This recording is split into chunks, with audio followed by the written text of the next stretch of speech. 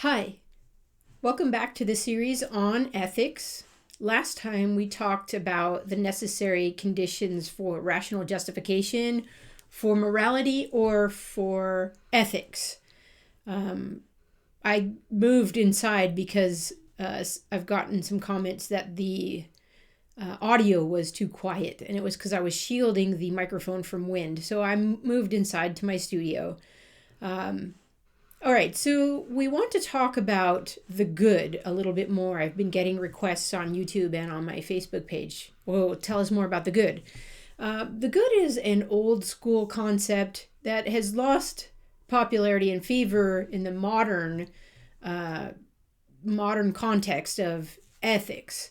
But the good is something that Plato talked about, Aristotle talked about, some of the Stoic philosophers talked about, Aquinas talked about. A lot of the scholastic philosophers talked about the good, and it has had influence on Protestant theology and Catholic theology. So it's not a new concept, but it isn't a popular concept today. I'm getting my stuff about the good from some handouts I received from my professor, Professor Gangadine. He wrote a book, Philosophical Foundation, a critical analysis of basic belief, in which he opens this up more.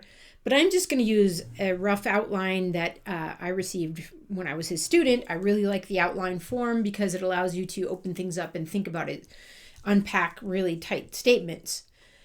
So the good is old, but a new twist on the good here. So let's talk a little bit about the good. And we want to see if we can base a moral law, universal moral principles, on this concept of the good, because it is the organizing principle for ethics and for a life. So we talked about the good as the source of unity. The good is what is sought as an end in itself. And that's just very general. Aristotle says that the good for a being is based on the nature of a being. So the good for a dog is based on the nature of a dog. The good for a human is based on human nature. Aristotle is going to say that humans are rational, political animals. Rationality is what rules, though. It rules over our animality, and it rules in the political sphere. And the political is the polis, the city-state, the community of people.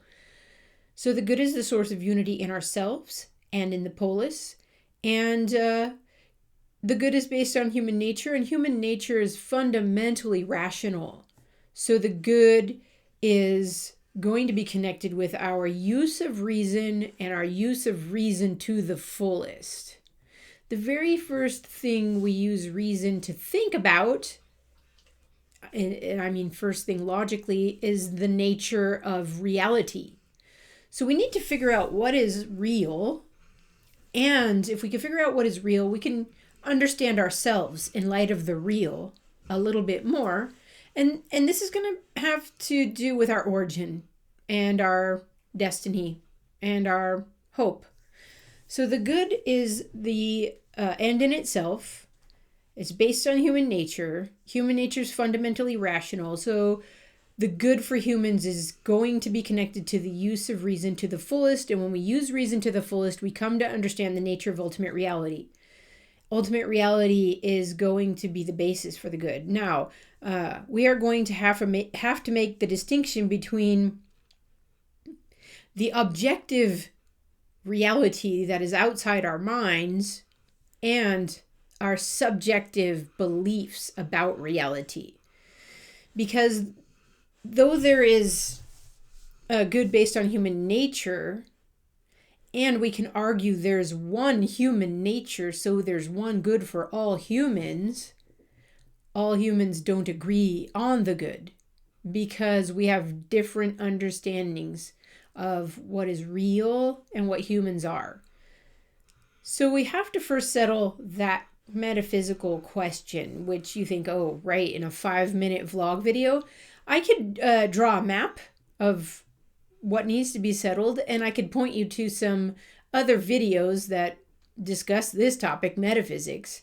But minimally, we can say the good is based on human nature. There's one human nature, so there's one good for all. Subjectively, we differ over what is real and what is human nature.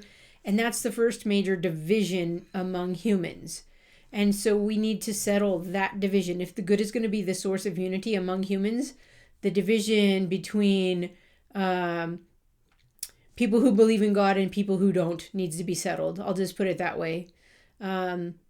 We have secular theories of ethics and non-secular theories of ethics, showing that there are people who don't believe in God and form ethical theories, and people who do believe in God and form ethical theories.